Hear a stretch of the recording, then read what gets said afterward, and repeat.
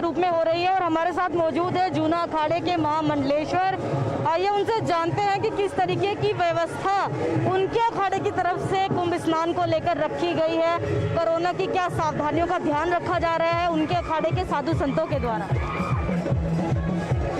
देखिए, जूना अखाड़ा सभी अखाड़ों में प्रमुख अखाड़ा है और जूना अखाड़ा संख्या दृष्टि से बहुत बड़ा अखाड़ा है। हमारे अगर नागा गिने जाएं तो इस देश के अंदर 8-10 लाख नागा इस देश के अंदर जूना अखाड़ा के नागा साधु हैं। लेकिन कोरोना काल में बहुत और सीमा के अंदर, निर्धारित सीमा के अंदर ही यहाँ साधु संत आए हैं और जितने भी साधु संत आए हैं, नागा आए हैं या अखाड़े के साधु संत आए हैं, सभी का विधिवत कोरोना टेस्ट हुआ है और बार बार हो रहा है, निरंतर हो रहा है, बार बार हो रहा है। और जो भी कोरोना से सावधानी रखी जा सकती है वो सावधानी रखी जा रही है। सरकार की जो गाइडलाइन आई थी उसके बारे में अगर आप बताएं कि किस तरीके से प्रशासन के द्वारा कहा गया था कि ये सारी चीज़ें आपको वहाँ पर लागू करनी पड़ेगी जब आप स्नान के लिए जाएंगे या जो भी चीज़ें हैं। देखिए, सरकार की गाइडलाइन का अक्षर से पालन हम लोगों ने किया है। जो हाई कोर्ट ने कहा उसका पालन हमने किया है और गंगा माँ से भी प्रार्थना कर रहे हैं कि कोरोना बीमारी केवल भारत नहीं दुनिया से समाप्त हो। ये एक ऐसी अजीबोगरीब बीमारी आई है जिसका निदान होना ये परम आवश्यक है और हम जितना भी जो भी आवश्यक है वो बराबर कर रहे हैं। हमारा कोई भी साधु संत अगर जरा भी उसको लगता है कि कहीं जुखाम है, खांसी है या शरीर में, तो तुरंत उसको क्वारंटाइन कर रहे हैं और वो स्वयं आकर बता रहा है कि मेरे को तकलीफ है, मैं अलग होऊंगा। और बहुत सारे साधु हमारे क्वारंटाइन हैं जबकि उनको कोरोना नहीं है, लेकिन फिर भी सावधानी पूरी रखे होंगे। आस्था के बारे में आप क्या कहेंगे कि इतने लंबे वर्ष के बाद जब कुंभ आता है और महामारी के बीच अब इस बार हो रहा है, तो आस्था में क्या आपको लगता है कि श्रद्धालुओं की आस्था में कोई कमी है या डर कहीं है लोगों के मन में? देखिए, आस्था में कोई कमी नहीं है और डर भी नहीं है, लेकिन हमारे देश की जनता, सनातन हिंदू संस्कृति की जनता, वह बहुत समझदार जनता है। वो परिस्थिति को समझती है और परिस्थिति को समझते हुए ही उसने कुंभ में ना आने का फैसला लिया है और वह आपके चैनल के माध्यम से एक एक क्षण का आनंद ले रही है।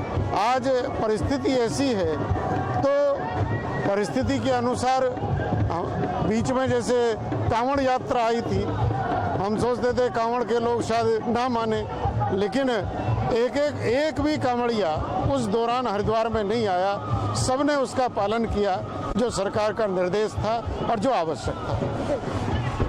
देखिए किस तरीके से जो अखाड़े हैं, महामंडलेश्वर हैं, चाहे आचार्य हैं, उनका कहना है कि उनकी तरफ से सरकार की गाइडलाइन का पूरा ध्यान रखा जा रहा है और आस्था और विश्वास में कोई कमी ना होते हुए भी पूरे विश्वास के साथ, पूरी श्रद्धा के साथ कोरोना की सावधानियों का ध्यान रखते हुए वो इस महासंगम में अपनी जो भूमिका है वो अदा कर रहे हैं। देखिए जिस तरीके से आज शाही स्नान, तीसरा शाही स्नान है और लगातार विभिन्न अखाड़ों की जो पेशवाई है वो हो रही है। इस समय तीसरी पेशवाई चल रही है जिसके साथ हमारे साथ मौजूद हैं जो संत हैं, उनसे जानेंगे कि किस तरीके से उनके अखाड़े की क्या भूमिका है महाकुंभ को लेकर। जम्मू से हैं, सुंदरबनी से, पीठाधीश्वर अटल अखाड़े के।